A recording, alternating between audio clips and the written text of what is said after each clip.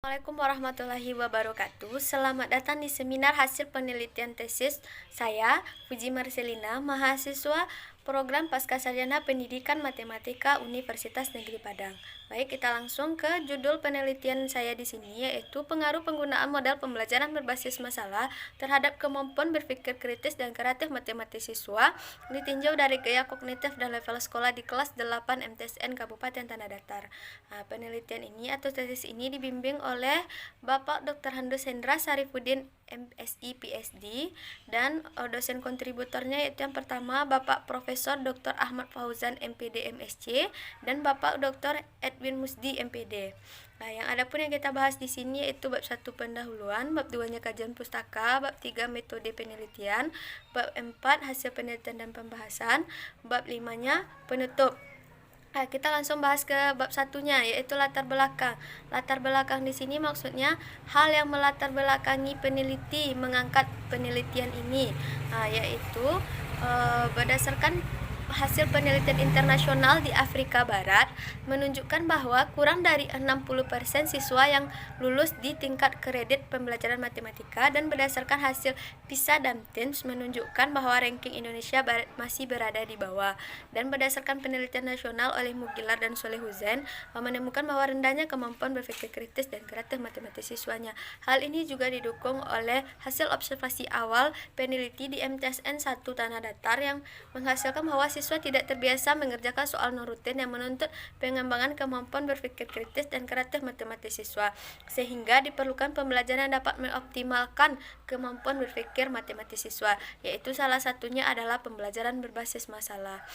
Sehingga lahirlah judul penelitian pengaruh penggunaan model pembelajaran berbasis masalah terhadap kemampuan berpikir kritis dan kreatif matematis siswa ditinjau dari gaya kognitif dan level sekolah di kelas 8 MTSN Kabupaten Tanah Datar. Selanjutnya, identifikasi masalah. Yang pertama, siswa tidak terbiasa mengerjakan soal-soal yang berbeda dengan contoh yang diberikan guru. Yang kedua, siswa tidak terbiasa mengerjakan soal-soal non rutin yang melatih kemampuan berpikir kritis dan kreatif matematisnya. Dan yang ketiga, kurangnya perhatian terhadap gaya kognitif siswa dalam melaksanakan proses pembelajaran. Yang keempat, pembelajaran yang diterapkan kurang memperhatikan pengembangan kemampuan berpikir kritis dan kreatif matematis siswa. Selanjutnya kita masuk ke pembatasan masalah. Agar penelitian ini lebih terfokus, maka penelitian ini dibatasi pada permasalahan pengaruh penggunaan modal pembelajaran berbasis masalah terhadap kemampuan berpikir kritis dan kreatif matematis siswa kelas 8 MTSN Kabupaten Tanah Datar dengan memperhatikan gaya kognitif dan level sekolahnya. Kita langsung ke rumusan masalah. Rumusan masalah di sini ada 16. Untuk rumusan masalah yang pertama sampai yang ke-6 itu berkaitan dengan kemampuan berpikir kritis matematis siswanya. Yaitu apakah kemampuan berpikir kritis matematis siswa yang belajar menggunakan pembelajaran berbasis masalah lebih tinggi dibandingkan menggunakan pembelajaran konvensional. Baik itu ditinjau dari gaya kognitifnya yaitu FI dan FD, dan dari level sekolahnya tinggi, sedang, dan rendah. Selanjutnya, untuk rumusan masalah ke-7 sampai 12 berkaitan dengan kemampuan berpikir kreatif matematis siswanya. Di antaranya, apakah kemampuan berpikir kreatif matematis siswa yang belajar menggunakan pembelajaran berbasis masalah lebih tinggi dibandingkan menggunakan pembelajaran konvensional. Begitu juga ditinjau dari gaya kognitif dan level sekolahnya. Selanjutnya, untuk rumusan masalah 13 dan 14 yaitu apakah terdapat interaksi antara modal pembelajaran dan gaya kognitif siswa dalam mempengaruhi kedua kemampuan, yaitu kemampuan berpikir kritis dan kreatif matematis siswanya. Untuk rumusan masalah yang ke-15 dan 16 yaitu apakah terdapat interaksi antara model pembelajaran dan level sekolah siswa dalam mempengaruhi kedua kemampuan, yaitu kemampuan berpikir kritis dan kreatif matematis siswanya. Kita masuk ke tujuan pembelajaran, tujuan penelitian.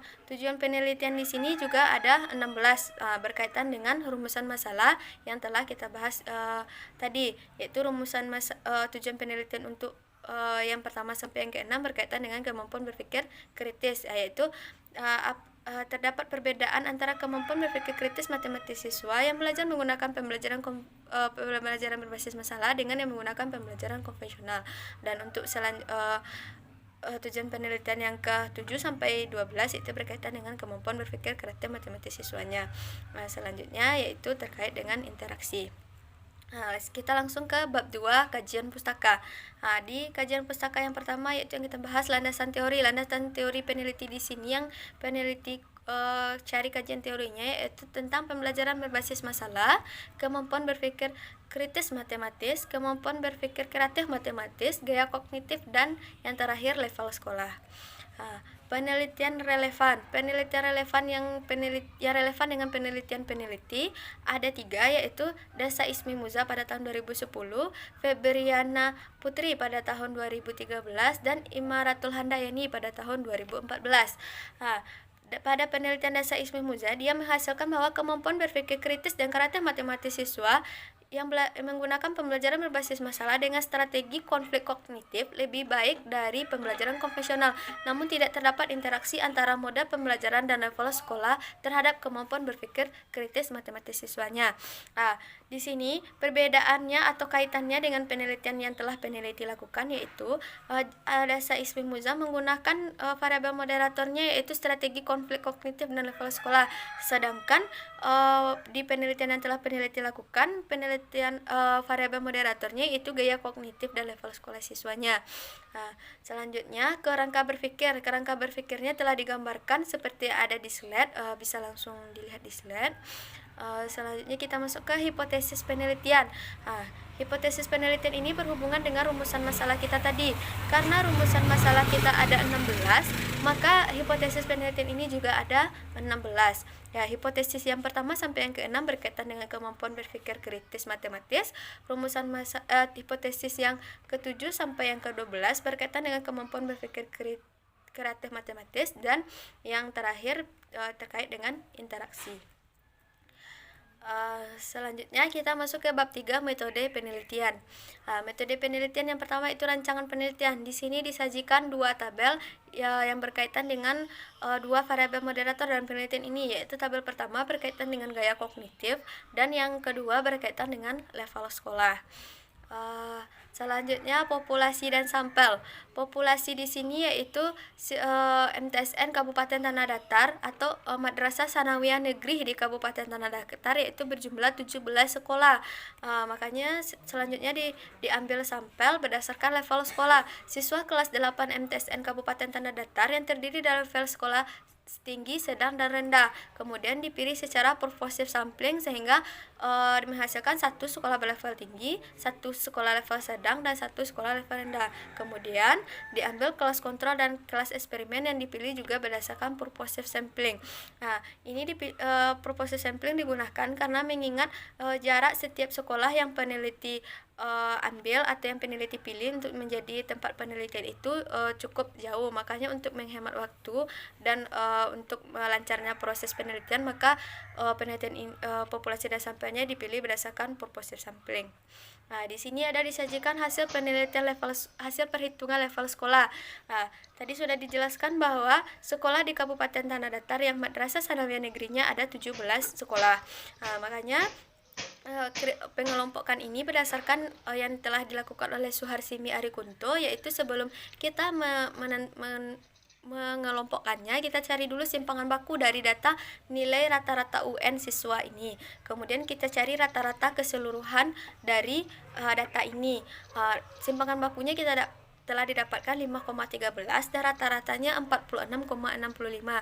Nah, kemudian level sekolah tinggi ini kriterianya yaitu jika rata-rata yang dimilikinya lebih besar dari rata-rata keseluruhan ditambah dengan simpangan baku. Di sini ada 3 sekolah yang masuk kepada level tinggi. Sedangkan untuk level rendahnya kriterianya yaitu jika nilai rata-rata sekolah tersebut, rata-rata nilai sekolah tersebut kecil dari nilai rata-rata keseluruhan dikurang dengan simpangan baku. Di sini ada 5 sekolah.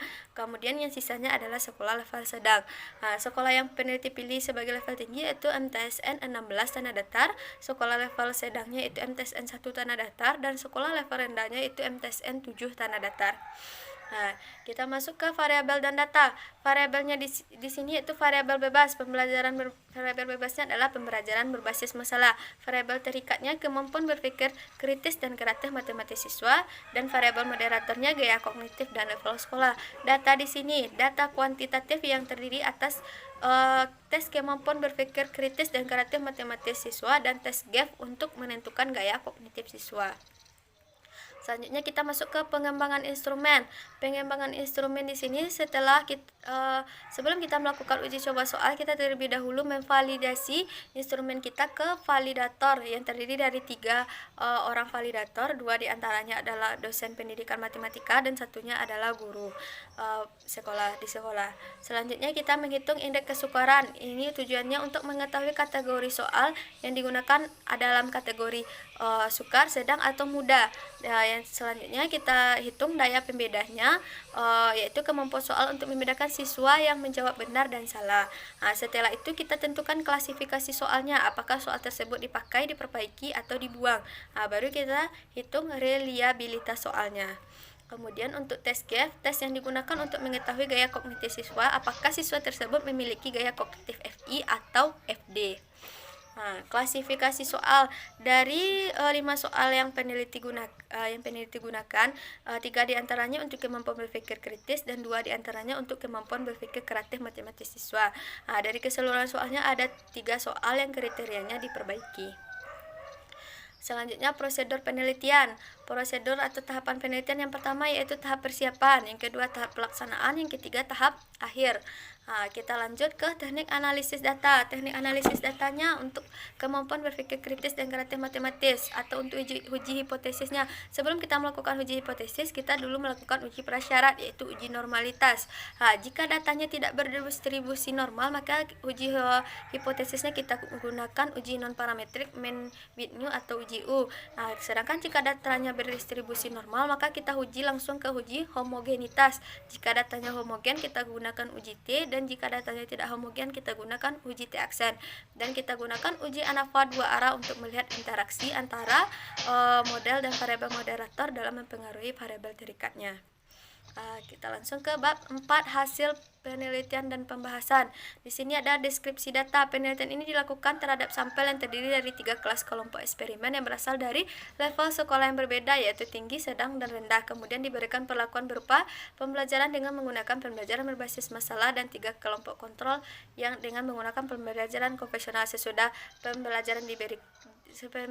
pembelajaran diberikan perlakuan terhadap kelompok sampel, terdapat beberapa data yang diambil, yaitu data hasil tes kemampuan berpikir kritis dan kreatif matematis siswanya. Kita lanjut ke statistik deskriptif hasil tes kemampuan berpikir kritis matematis siswa berdasarkan gaya kognitif dan level sekolahnya. Bisa langsung dilihat di tabel ini. Tabel yang pertama yaitu untuk gaya kognitifnya, dan yang tabel yang kedua itu untuk level sekolahnya. Di sini bisa dilihat rata-rata dari yang eksperimennya lebih tinggi daripada yang kontrolnya, baik ditinjau dari gaya kognitifnya maupun level sekolahnya. Kemudian yang kedua, statistik deskriptif hasil tes kemampuan berpikir kreatif matematis siswa ditinjau berdasarkan gaya kognitif dan level sekolah. Di sini juga ada 2 tabel. Yang pertama berhubungan dengan gaya kognitif dan yang kedua berhubungan dengan level sekolah. Bisa dilihat juga rata-ratanya lebih tinggi daripada kelas eksperimen atau yang menggunakan pembelajaran berbasis masalah dibandingkan dengan yang pembelajaran konvensional. Yang selanjutnya itu hasil uji normalitas. Setelah kita mendapatkan data tadi, maka kita uji dulu sebelum kita menentukan uji hipotesis. Uji prasyaratnya itu uji normalitas. Dari 12 data yang dilakukan uji normalitas, ada 7 data yang berdistribusi normal dan sisanya tidak berdistribusi normal. Maka yang sisa itu langsung kita uji non parametric mean with new atau uji U. Selanjutnya hasil uji homogenitas. Uji homogenitas ini digunakan untuk data yang sebelumnya berdistribusi normal, yaitu sebanyak 7 data. Dari 7 data ini ada cuma 1 data yang homogen, selebihnya tidak homogen. Maka yang homogen kita lakukan uji T, yang tidak homogen kita lakukan uji T-aksen. Ini yang penjelasan lebih lanjutnya untuk uji hipotesis. Yang pertama yang uji hipotesis yang digunakan adalah uji U atau uji Mean-Whitney untuk hipotesis 1, 5, 7, 8, dan 11. Uji T untuk hipotesis nomor 10. Uji T-aksen untuk hipotesis 2, 3, 4, 6, 9, dan 12. Dan grafik interaksi untuk hipotesis 13, 14, 15, dan 16. Kita langsung masuk ke hasil uji hipotesisnya, yaitu hipotesis yang pertama, yaitu di sini nilai signifikannya 0,00 kecil dari 0,05, yang berarti terjadi penolakan terhadap H0, yang artinya kemampuan berpikir kritis matematis siswa yang belajar menggunakan pembelajaran berbasis masalah lebih tinggi dibandingkan yang belajar dengan pembelajaran konvensional. Hipotesis yang kedua, yaitu nilai signifikannya 0,00 kecil dari 0,05, maka terjadi penolakan H0, yang berarti kemampuan berpikir kritis matematis siswa dengan gaya kognitif FI yang belajar menggunakan pembelajaran berbasis masalah lebih tinggi dibandingkan dengan menggunakan pembelajaran konvensional. Untuk hipotesis yang ketiga, nilai signifikannya 0,000 kecil dari 0,05, maka terjadi penolakan H0, yang artinya kemampuan berpikir kritis matematis siswa dengan gaya kognitif FD yang belajar menggunakan pembelajaran berbasis masalah lebih tinggi dibandingkan yang belajar menggunakan pembelajaran konvensional. Untuk hipotesis yang keempat, nilai signifikannya 0,0075 kecil dari 0,05, maka terjadi penolakan terhadap H0, yang artinya kemampuan berpikir kritis matematis siswa yang belajar menggunakan pembelajaran berbasis masalah lebih tinggi dibandingkan yang belajar menggunakan pembelajaran konvensional pada level sekolah tinggi.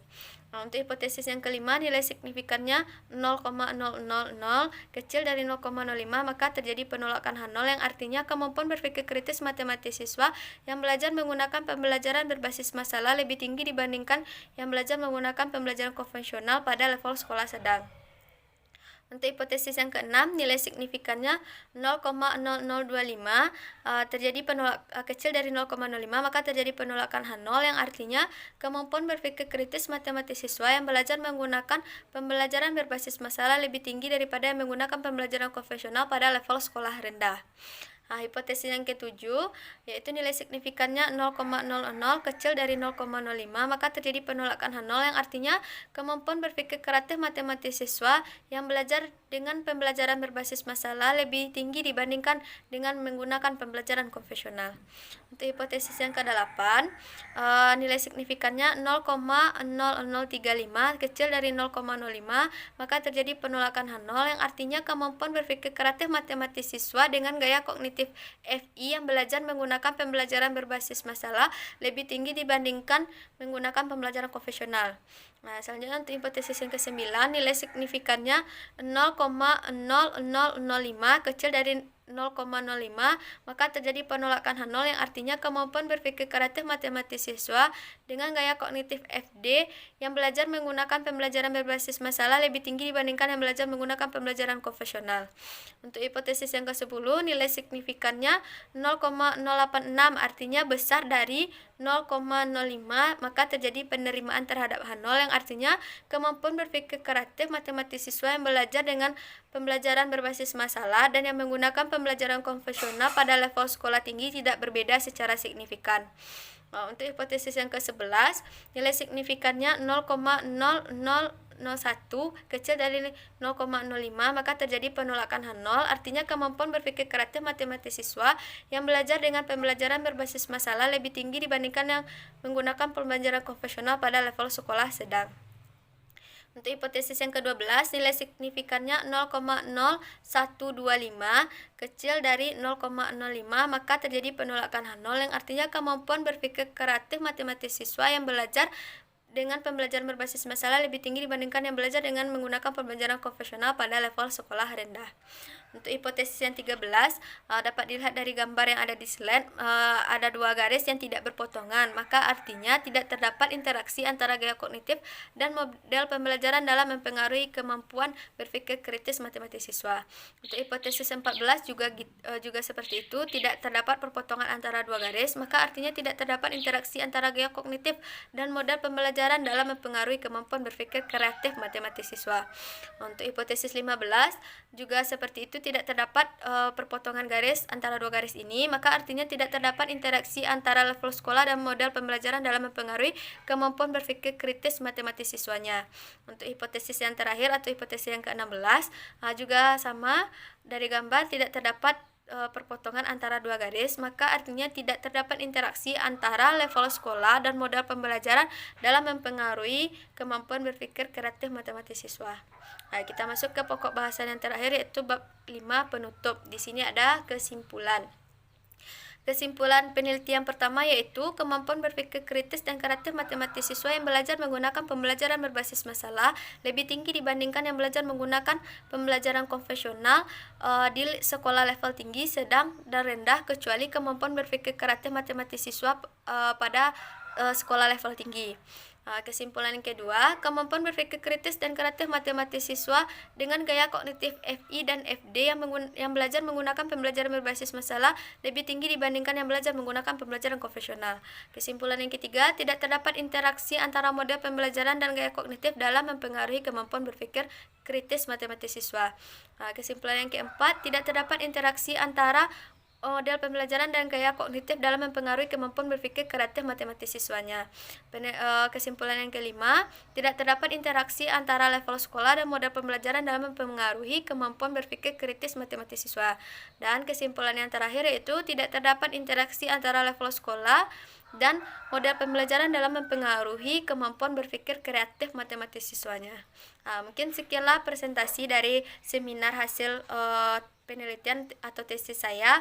Jika ada kesalahan saya mohon maaf. Saya sudahi dengan assalamualaikum warahmatullahi wabarakatuh.